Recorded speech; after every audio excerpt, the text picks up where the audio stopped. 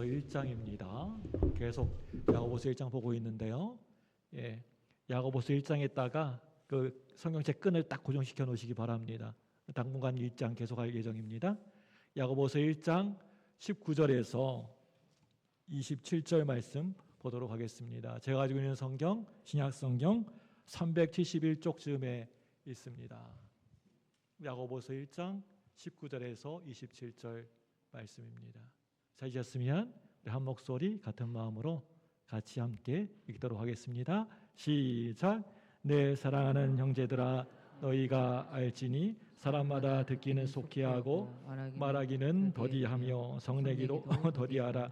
사람이 성내는 것이 하나님의 의를 이루지 못함이라. 그러므로 모든 더러운 것과 넘치는 악을 내버리고 너희 영혼을 능히 구원할 바 마음에 심어진 말씀을 온유함으로 받으라.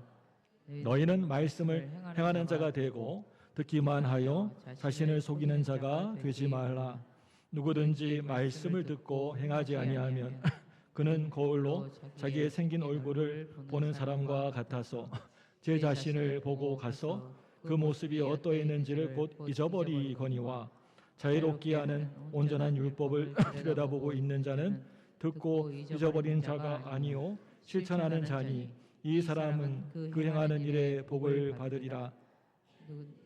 스스로 경건하다 생각하며 자기 혀를 제가 물리지 아니하고 자기 마음을 속이면 그 사람의 경건은 헛것이라.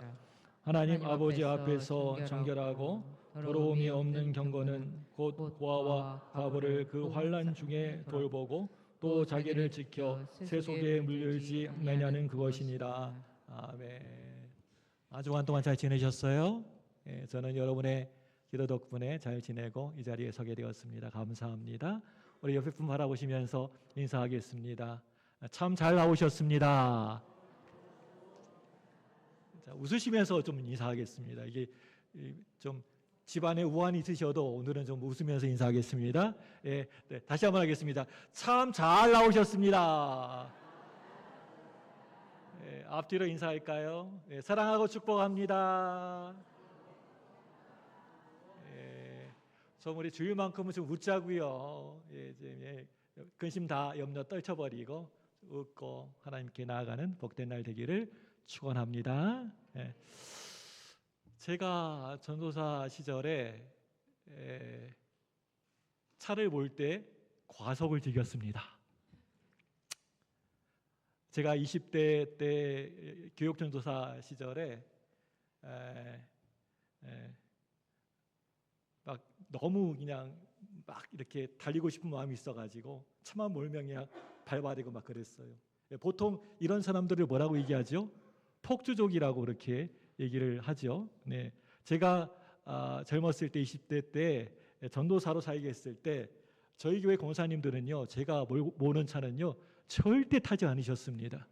왜냐하면요, 천국으로 일찍 갈 수도 있기 때문이었습니다.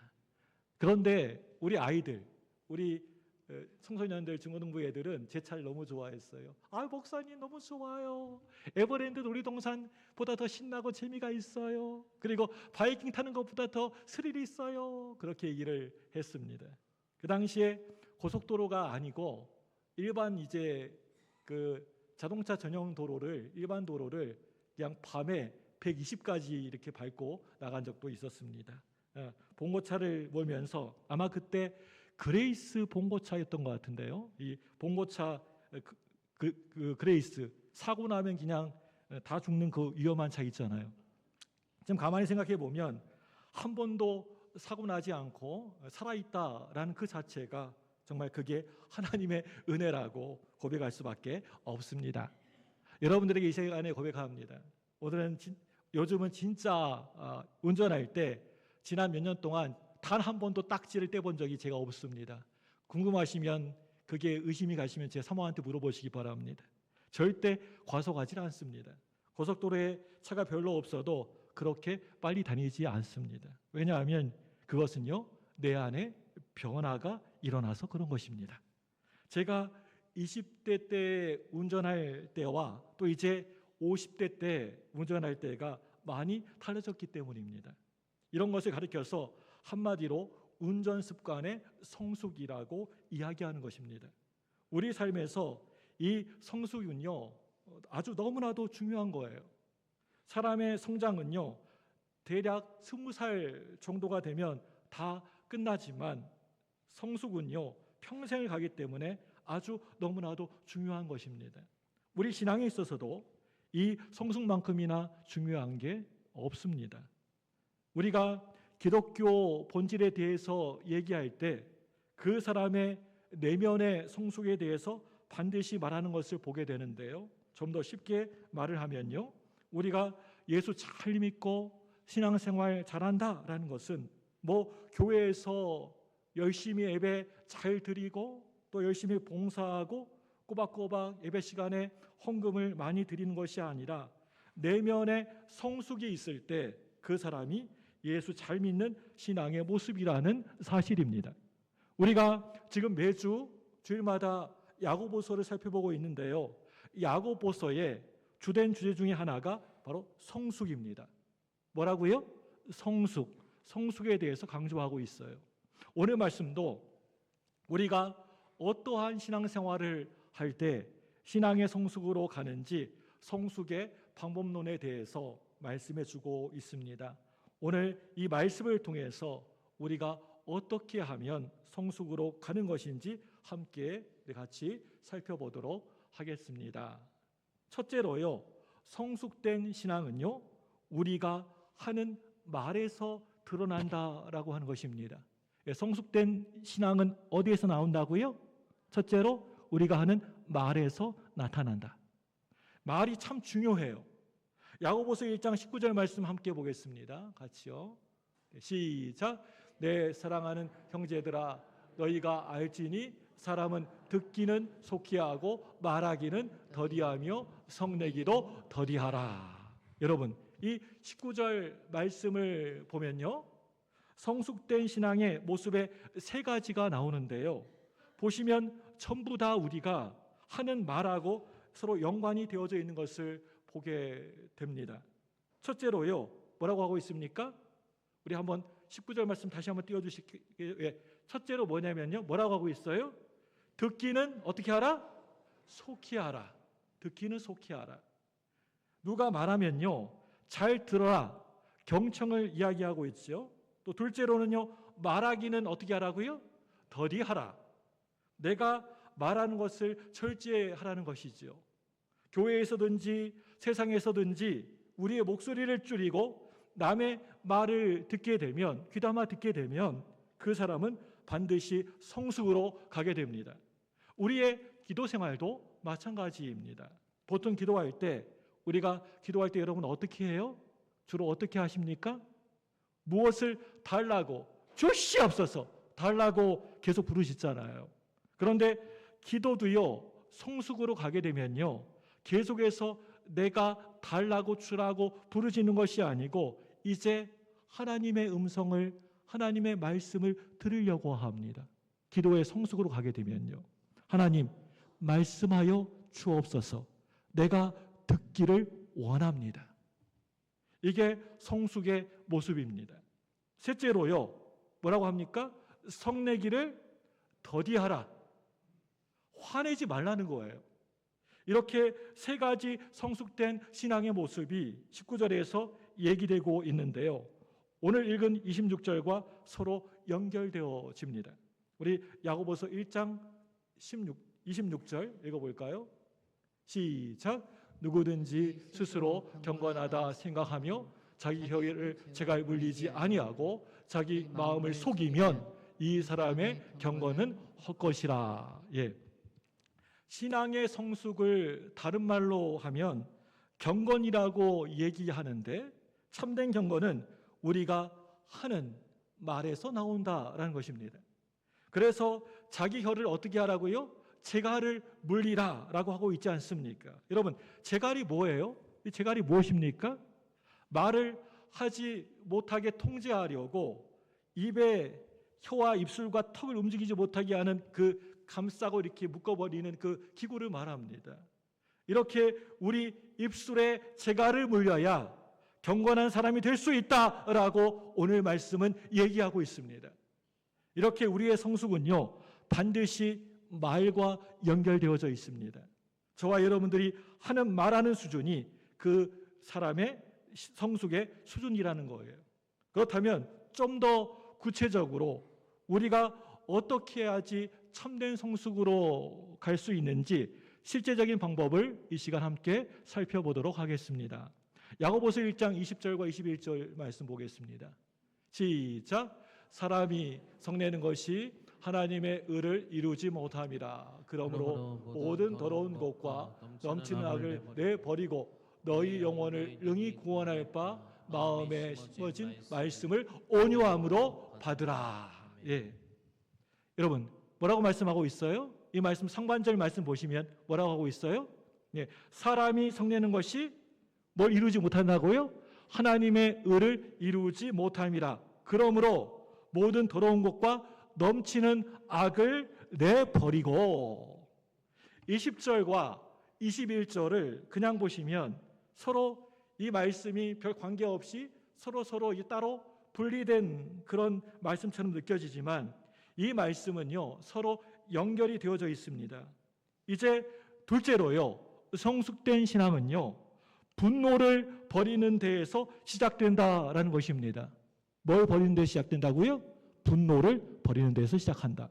그래서 20절과 21절이 서로 연결이 되는 거예요. 오늘 본문 말씀과 비슷한 표현이요, 에베소서 4장 21절 말씀인데요. 우리 에베소서 4장 22절 보겠습니다. 시작. 너희 떠나 썩어져가는 구습을 따르는 옛사람을 벗어버리고. 아멘.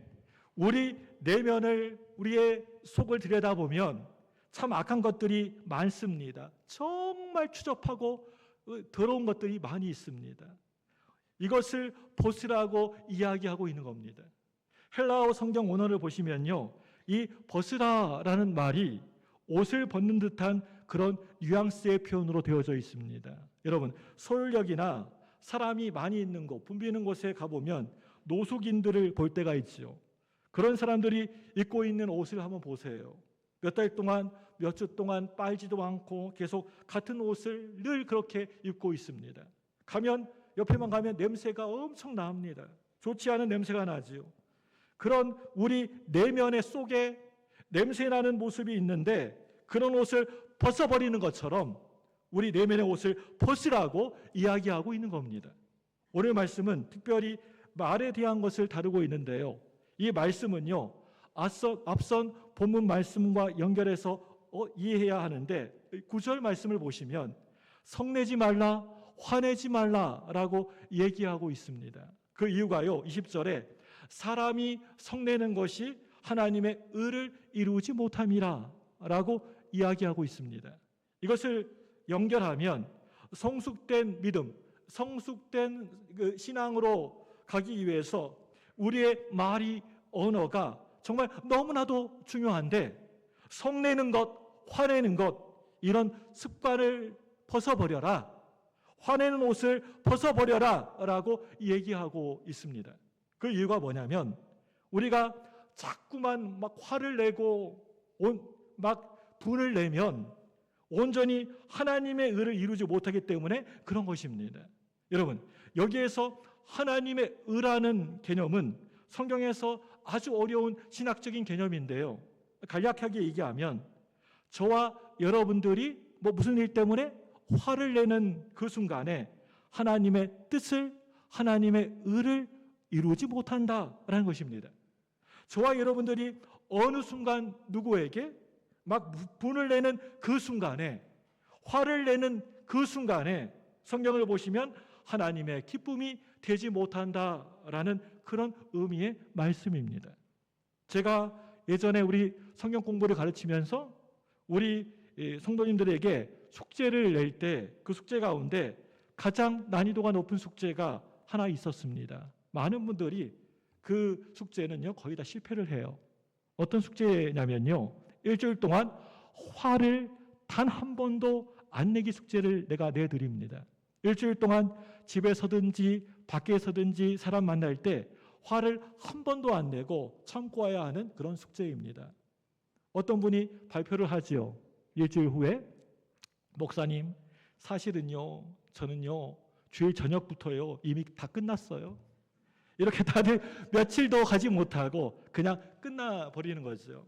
사랑하는 여러분들, 성숙은요, 우리가 하는 말에 다 드러나게 돼 있어요. 그 사람하고 한 10분만, 20분만 얘기해도 다 그 사람, 그 성숙의 모습이 다 나타나게 돼 있어요. 성숙은요, 내가 분노를 버리는 데에서부터 시작됩니다. 이제 여러분, 우리 내면의 옷을 벗어버리고 저와 여러분의 혀에 재갈을 물리어서 하나님 앞에 참된 경건의 모습으로 나아가시는 저와 여러분 되시기를 주님의 이름으로 축복합니다. 제가 오늘 이 시간 여러분에게 숙제 하나 드리겠습니다. 이번 한 주간 동안 화 안 내기 숙제. 쉽지 않이. 예. 다들 왜 그렇게 얼굴 표정들이 안 좋으세요? 별로 안 좋은 것 같은데요? 괜히 얘기했나요? 네. 그래서 이걸 성공하신 분은요, 진짜 제가 약속해요. 저한테 연락 주시면요, 제가 이 세상에서 정말 가장 맛있는 커피를 사드리겠습니다. 아니면 내가 저 해외에서 직구한 게 있습니다. 예, 제비 응가로 만든 그거예요. 아무튼 그 나온 그 원두로 한 건데 그거 제가 한 통 드리겠습니다. 네, 아무튼 성공하시면 저한테 얘기하세요. 예, 그런 마음이 정말 들어요. 화를 내지 않은 거, 이게 정말 중요한데요. 말은 쉬워요. 화 안 낼 거야. 나 분 안 낼 거야. 근데 실제로 쉽지가 않아요. 그렇죠? 우리말에 욱이라는 단어가 있어요. 욱. 예. 욱한다라고 얘기하잖아요. 오은영 박사님의 책 보니까요, 못 참는 아이, 욱하는 부모를 보게 되면요, 우리가 누구에게 보통 욱하느냐면요, 나보다 약하다고 생각하는 존재에게 보통 욱한다라는 거예요. 내 직업이 자동차 세일즈맨이라고 해봅시다. 자동차를 판매하는 일을 하고 있는데 진상 고객을 어느 날 만나게 된 거예요. 이 사람이 와가지고 막 시비를 걸고 이상한 소리를 하게 되고 기분 나쁘게 합니다. 여러분, 그 순간에 이 세일즈맨이, 차를 파는, 자동차 파는 이 세일즈맨이 화를 낼 수가 있을까요? 욱할 수 있을까요? 못하지요. 내가 식당을 지금 하고 있습니다. 음식을 팔아야 돼요. 그런데 또 진상 고객이 와가지고 음식이 뭐 이렇다 저렇다 하면서 막 힘들게 하는 거예요. 그 순간에 우리는 욱할 수가 없다는 것입니다. 무조건 참아야 해요. 왜냐하면 이 사람이 나보다 높은 위치에 있기 때문입니다. 그렇다면 여러분, 그래서 우리는 누구에게 욱하고 화를 냅니까? 주로 나보다 낮은 존재, 연약한 존재에게 욱하고 화를 냅니다. 집에 가만히 있는 아이들, 집에서 TV 보고 있고 게임하고 있는 아이들에게 욱해버립니다. 집에 있는 아이들에게, 내 남편에게, 내 아내에게 이렇게 우리는 화를 내게 됩니다. 직장에서 높은 직급에 있으면 밑에 있는 사람에게, 교회에서는 어린 애들에게, 청소년들에게, 청년들에게 하고 싶은 말 막 다 하게 됩니다. 이게 우리가 가지고 있는 일반적 모습이고 습성이라는 겁니다. 우리가 얼마나 이 욱을 잘하냐면 2015년 조사에 따르면 우리나라 성인 절반 정도가요, 분노 조절 장애 이 증상이 다들 가지고 있다고 합니다. 여러분, 기사들 보게 되면 층간 소음으로 사람을 죽이는 사건들이 종종 있잖아요. 얼마 전에도 피자집에서 본사 직원을 죽이는 사건이 있지 않았습니까? 이런 분노에 대한 마음이 상당히 우리 가운데 큽니다.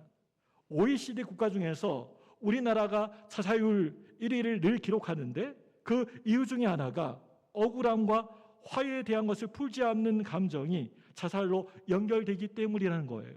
여러분, 왜 우리는 그렇게 화를 막 잘 낼까요? 욱을 잘할까요? 그동안 경제가 빠른 속도로 성장하면서 나라가 부유하게 되었기 때문입니다. 우리나라가 끊임없이 요구하는 것은요, 생산성과 효율성입니다. 이것을 강조하다 보니까 사람의 그런 마음, 감정을 아예 모든 것이 말살된 것이죠. 예를 들어서 아이가 학교에서 체육대회에서 달리기를 하다가 그만 이렇게 넘어졌습니다. 달리기 하다가 넘어진 거예요, 아이가. 그러면 어떤 말을 해야 할까요? 그 아이에게, 넘어진 아이한테. 괜찮니? 아프니? 다치진 않았니? 이런 얘기해야 하잖아요. 그런데 우리는 그것이 아니고 빨리 일어나라! 꼴등하잖아! 뒤를 봐! 이런 말을 합니다. 사람의 감정에 집중하는 것이 우리나라에는 별로 없다라는 것입니다. 그래서 많은 사람들이 정서 발달에 문제가 생기게 되는 것이고 감정 조절이 잘 안 되어서 작은 일에도 자그만 일에도 욱하게 되는 겁니다. 그리고 우리가 흔히 하는 이야기가 있습니다. 나는 근데 뒤끝이 없어. 난 뒤끝 없는 사람이야. 이미 사람들에게 상처를 다 준 다음에 그렇게 자기를 포장을 합니다. 이런 모습은 우리가 해서는 안 되는 모습이라고 생각합니다. 우리 믿는 사람들의 모습은 이런 모습이 아니라는 거예요. 여러분 기억하십시오. 오늘 말씀은 뭐라고 이야기합니까? 이런 행동을 벗어버리라. 욱하는 것, 화내는 것, 갑자기 분노가 표출이 되는 것, 이런 모습은 하나님의 뜻, 하나님의 의를 온전히 이루지 못한다라는 것입니다. 좀 더 쉽게 말하면요, 내가 교회에서 죽도록 열심히 합니다. 정말 많은 헌신을 하고 봉사를 하고 있습니다. 그런데 여러분들의 그 욱 한 번이, 화 한 번이 하나님의 영광을 다 가려버리고 하나님의 기쁨을 막고 있다는 사실입니다. 우리가 전도하는 것도 마찬가지예요. 우리가 전도하려고 해도 못하는 이유 중에 하나가 무엇입니까? 우리가 하는 말에 있습니다. 성숙되지 않은 언어, 미성숙한 말 때문입니다. 여러분, 참는 자가 복이 있습니다. 참는 자가 복이 있나니 참을 때 우리가 분노를 절제할 때 그럴 때 성숙의 믿음으로 갈 수 있다라는 것을 여러분 기억하시기를 바랍니다. 이제 세 번째로요. 성숙된 신앙은요. 하나님 말씀을 온유함으로 받는 것입니다. 성숙된 신앙은 세 번째로 뭐라고요? 하나님의 말씀을 뭘로 받으라고요? 온유함으로 받는 것. 이제 사람의 말 중에서 분노와 욱하는 말을 버리고 이제 하나님의 말씀을 받아야 합니다. 야고보서 1장 21절 말씀 함께 보겠습니다. 시작. 그러므로 모든 더러운 것과 넘치는 악을 내버리고 너희 영혼을 능히 구원할 마음에 심어진 말씀을 온유함으로 받으라. 예, 말씀을 뭘로 받으라? 온유함으로 받으라. 예. 여러분, 이 말씀은요, 우리의 영혼을 구원할 수 있는 것은 하나님의 말씀밖에는 없다는 겁니다. 말씀이 왜 그렇게 중요한 것입니까? 말씀은요, 우리를 살립니다. 우리를 구원합니다. 이게 하나님의 능력의 말씀이에요. 우리 시편 119편 50절 말씀 보겠습니다. 같이 읽습니다. 시작. 이 말씀은 나의 고난 중에 위로와 주의 말씀이 나를 살리셨기 때문이다. 여러분, 그렇습니다. 말씀이 나를 살리려 하는데 어떻게 살려집니까? 내가 이 말씀을 아까 전에 야고보서 말씀처럼 이 말씀을 뭐함으로 받을 때? 온유함으로 받을 때 내가 살아난다라는 거예요. 참된 신앙의 성숙으로 가기 위해서 우리에게 필요한 것은요, 말씀을 받는 것입니다. 내가 말씀을 받는 것입니다. 로마서 10장 17절 말씀 볼까요? 시작. 그러므로 믿음은 들음에서 나며 들음은 그리스도의 말씀으로 말미암으니라. 예. 믿음은 결국에는 뭐에서 나는 거예요? 말씀으로 말미암는다. 말씀을 여러분 들으셔야 합니다. 교회 와가지고 이야기하고 교제하는 것도 중요하지만 무엇보다도 중요한 게 뭐예요? 말씀 들으셔야 돼요. 교회 나오셔서 말씀을 받으셔야 합니다. 그래야 성숙으로 가게 됩니다. 예배 가운데 우리는 잘 듣는 훈련을 많이 하셔야 돼요. 앉으셔가지고 딴 생각하시는 분 많이 있어요. 전 보면 다 알아요. 아, 집에 가가지고 내가 가스불 끄고 왔나?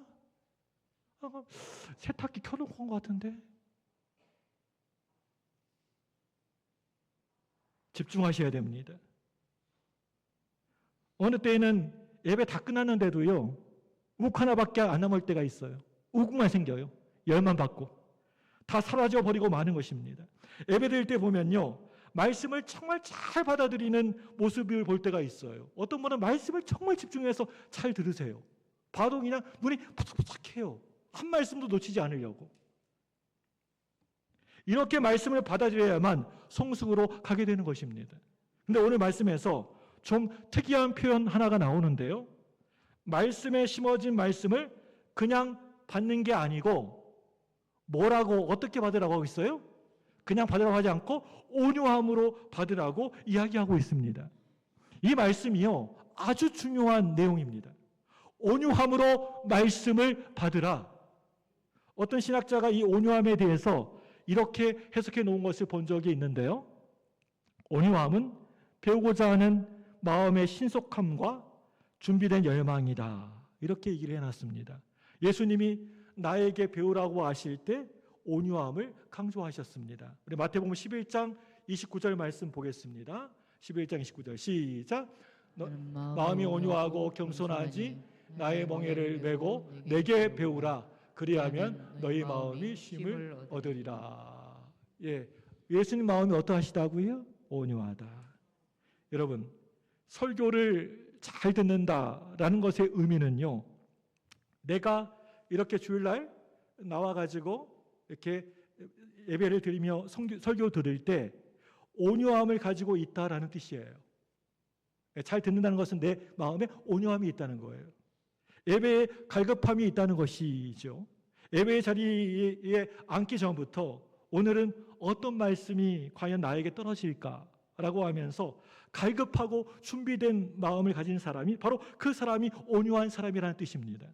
가끔 우리 교인들 가운데 제 설교에 대해서 컴플레인을 하시는 분들이 계십니다. 실제로 있어요. 어떤 컴플레인이냐면요, 목사님 설교가 너무 짧아요. 저도 잘 압니다. 그런데 더 길게 할 수가 없어요. 제 능력치가 거기까지입니다. 더 할 수가 없어요. 이렇게 목사님 설교가 너무 짧아요. 더 듣고 싶은데 너무 짧아요. 라고 말씀하신 분들은요, 온유한 분들이십니다. 왜 아멘이 안 나와요? 온유한 분들이십니다. 오늘 예배가 끝나고 나가시면서 서로 하는 이야기가 말씀이 계속 흘러나옵니다. 그런 사람은요, 온유한 사람이에요. 하나님 말씀을 온유함으로 받는다라는 것은 말씀을 제대로 잘 받겠다라는 실천적 태도가 그 말 속에 담겨져 있는 것입니다.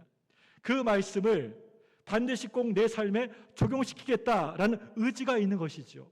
그래서 온유하게 하나님의 말씀을 받는 사람은요, 절대 결코 화를 낼 수가 없습니다. 말씀과 분노는 함께 절대 공존할 수가 없어요. 말씀과 분노, 화는요, 어울리지가 않아요. 서로 이렇게 같이 있는 게. 히브리서 4장 12절 말씀 볼까요? 네, 시작. 하나님의 말씀은 살아있고 활력이 있어 좌우에 날선 어떤 것보다 예리하며 혼과 영과 및 관절과 골수를 찔러 쪼개기까지 하며 또 마음의 생각과 뜻을 판단하나니. 잘 아시는 말씀이잖아요. 이 말씀이에요. 여러분, 말씀은요, 살아서 역사하고 있는 생물입니다. 움직이는 생물이에요. 말씀은 살아서 움직이고 있습니다. 이 시간에 목사의 입을 통하여서 이렇게 설교가 전해지지만 이 말씀이 가만히 있는 그러한 죽어있는 말씀이 아니라 살아 움직인다니까요. 몇천 년 전에 쓰여진 죽어있는 그런 언어가 아니고요, 지금도 여전히 살아서 움직이고 있다는 것입니다. 이 말씀이요, 말씀이 내 마음의 심령 가운데 들어가게 되면 반드시 역사가 일어나게 되어 있습니다. 뭐 더러운 것, 추잡하고 악한 것, 나쁜 말은 사라질 수밖에 없습니다. 말씀이 나를 지배할 때 말씀대로 살아가는 놀라운 역사가 우리 가운데 만들어진다라는 사실입니다. 여러분, 그렇습니다. 말씀을 온유함으로 받는다라는 것은 바로 이런 것입니다. 말씀이 나를 지배하는 결단으로 가는 것입니다. 내가 나를 지배하는 것이 아니고 말씀이 나를 지배하며 살아가는 것, 이것을 의미합니다. 이제 넷째로요, 신앙의 성숙은요, 말씀을 실천하는 것이라고 이야기하고 있습니다. 네, 넷째로 뭐라고요? 말씀을 실천하는 것. 야고보서 1장 22절 말씀 볼까요? 시작. 마음을 행하는 자가 되고 듣기만 하며 자기를 속이는 자가 되지 말라. 네, 말씀을 뭐 하는 자가 되라고요? 행하는 자가 되라. 오늘 본 말씀에서 우리에게 강조한 핵심은요, 말씀을 그냥 듣기만 해서는 안 된다라는 거예요. 아, 오늘 목사님 말씀 좋은 말씀이야. 참 유익한 말씀이었어. 참 괜찮은 말씀이었네. 이러면 안 된다는 거예요. 이걸 끝나면 안 된다는 거예요. 말씀을 듣기만 하면 자기를 속이는 자가 될 수가 있어서 반드시 그 말씀대로 행하라고 우리에게 이야기하고 있습니다. 야고보서 1장 23절과 24절 말씀 보겠습니다. 시작. 누구든지 말씀을 듣고 행하지 아니하면 그는 거울로 자기를 얼굴을 보는 사람과 같아서 자신을 보고 가서 그 모습이 어떠했는지를 곧 잊어버리거니와. 여러분, 오늘 이 말씀이 어떻게 구성이 되어 있냐면요, 22절 말씀에서 말씀을 그냥 귀로만 듣는 것으로 끝내면 안 된다. 행함을 얘기를 한 다음에 거기에 따른 예식으로 그 밑에 23절과 24절 말씀을 주고 있습니다. 그 예가 뭐냐 하면요, 사람이 거울로 자기 얼굴을 보는 것입니다. 여러분, 다들 얼굴 거울로 보시죠? 오늘 교회 오실 때 이렇게 거울 안 보고 오신 분 있습니까? 그러니까 눈곱이에 덕지덕지 붙이고 온 사람 있어요? 다들 거울 보고 오셨죠? 우리나라 사람이 평균 하루에 거울을 보는 횟수가요, 보통 10번에서 20번 정도라고 합니다. 그렇게 자주 본대요. 여자분들은 더 많아요. 몇 번일까요? 평균이, 우리 한국 사람들 평균이 10번에서 20번인데 여자분들은 몇 번 볼까요, 하루에? 네, 30번 정도 본다고 합니다. 아마 오늘 교회 오실 때에도 얼굴 여러 번 보셨을 것 같은데요. 교회 오신 다음에도 핸드폰 꺼내가지고 이렇게 다시 한번 하고 이렇게 잘 됐나 보고, 또 화장실 가가지고 그냥 나오지 않잖아요. 거울 봐가지고 이렇게 하고요. 얼굴 보는 그런 행위가 분명히 있었을 겁니다. 그러니까 우리 교회는요, 다들 미인들밖에 없어요.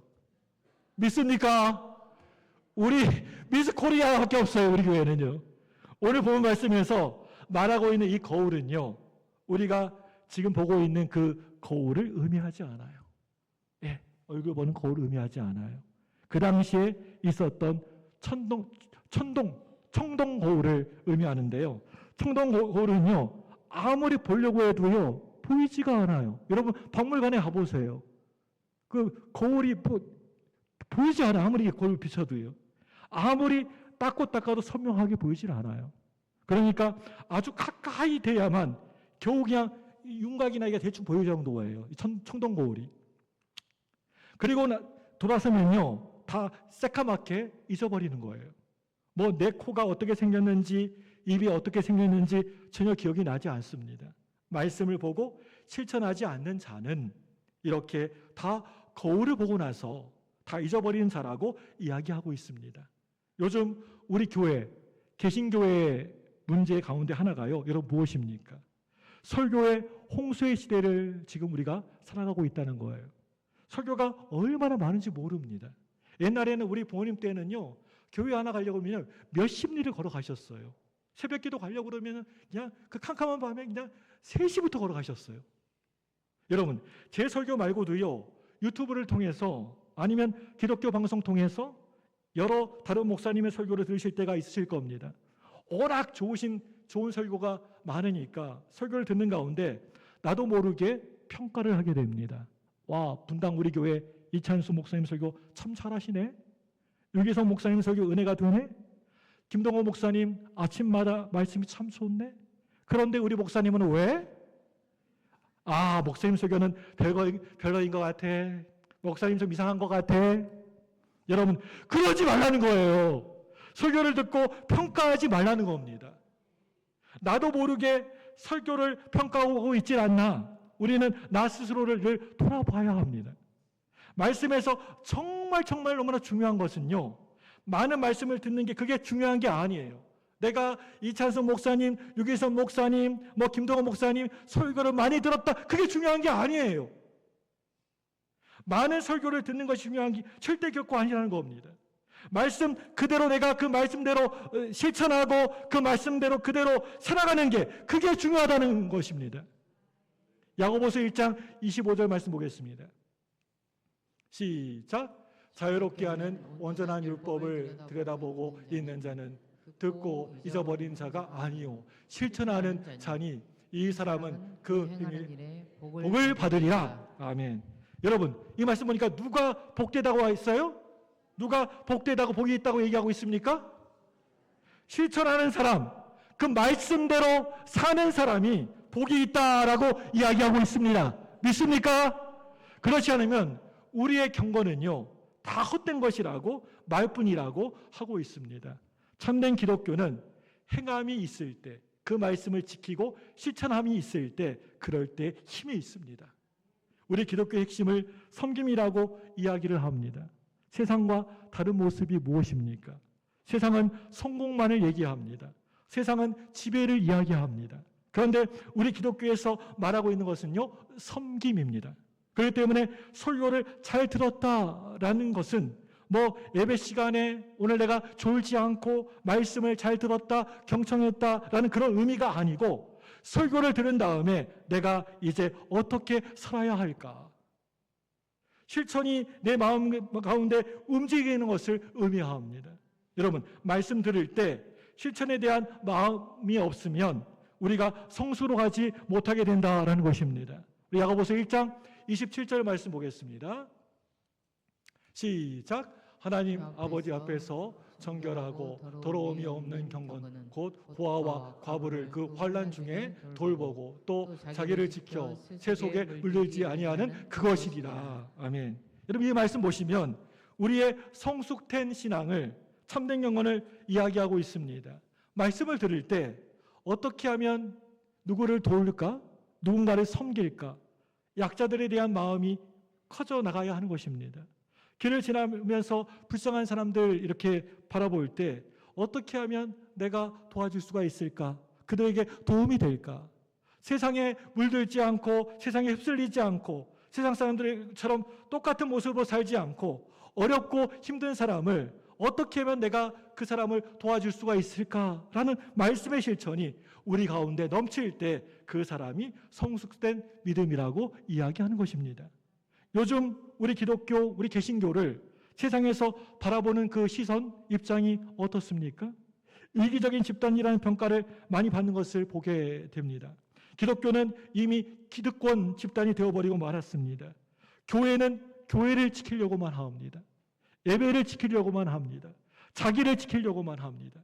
이게 세상에서 평가하는 우리 교회의 모습입니다. 이런 모습을 가지고는 복음을 전하는 것, 복음을 전파하는 것이 참 힘들고 어렵습니다. 복음은 점점 더 넓게 확산되어져야 합니다. 우리만 믿고 천국 가는 것이 아니라 이게 전파되고 퍼져야 되는 것입니다. 우리 청소년들이 예수님을 좋아해야 합니다. 우리 청년들이 정말 우리 예수님을 교회 나오고 예수 믿는 것을 좋아해야 합니다. 젊은 사람들이, 기성세대와 어르신들이 교회를 좋아하게끔 교회는 확산성이 있어야 하는데 아무리 봐도 지금의 모습으로는 절대 결코 이루어질 수가 없습니다. 말씀이 나에게 들어올 때 이 말씀 가지고 세상을 어떻게 살아갈까? 이 말씀 가지고 세상을 어떻게 변화시킬까라고 하는 실천에 대한 고민이 있을 때 우리는 성숙한 그리스도인으로 살 수가 있는 것입니다. 우리 야고보서 1장 25절 말씀 보겠습니다. 25절 말씀 다시 보겠습니다. 시작. 자유롭게 하는 온전한 율법을 들여다보고 있는 자는 듣고 잊어버린 자가 아니요 실천하는 자니 이 사람은 그 행하는 일에 복을 받으리라. 아멘. 예, 이 말씀 하반절 보십시오. 하반절에 뭐라고 되어 있습니까? 그 사람은 그 행하는 일에 복을 받으리라. 그 행하는 일에 복을 얻으리라. 하나님이 저와 여러분들에게 복을 주시겠다라고 분명히 약속하고 계십니다. 하나님 거짓말하지 않는 분이십니다. 한 번 하신 말은 분명히 이루어 주시고 지켜 주십니다. 신앙의 성숙으로 나아갈 때 하나님의 기쁨이 되는 그런 사람이 된다라는 것입니다. 여러분, 오늘 주신 이 말씀을 다시 한번 여러분 꼭 기억하시기를 바랍니다. 내 안에 있는 더러운 것들, 특별히 악한 말들, 분노들, 욱하는 것들을 모두 다 벗어버리게 하여 주옵소서. 그리고 내면이 하나님의 말씀으로 가득 차기를 원합니다. 이제는 나를 움직이는 것이 오직 하나님 말씀 되기를 원합니다. 그리고 이 말씀을 듣는 것으로 그냥 끝나는 것이 아니고 말씀을 지키고 실천할 수 있는 담대한 믿음을 우리 가운데 허락하여 주옵소서. 이렇게 믿음을 가지고 나아가는 우리 모두가 되시기를 주님의 이름으로 간절히 축복합니다. 이 시간 우리 함께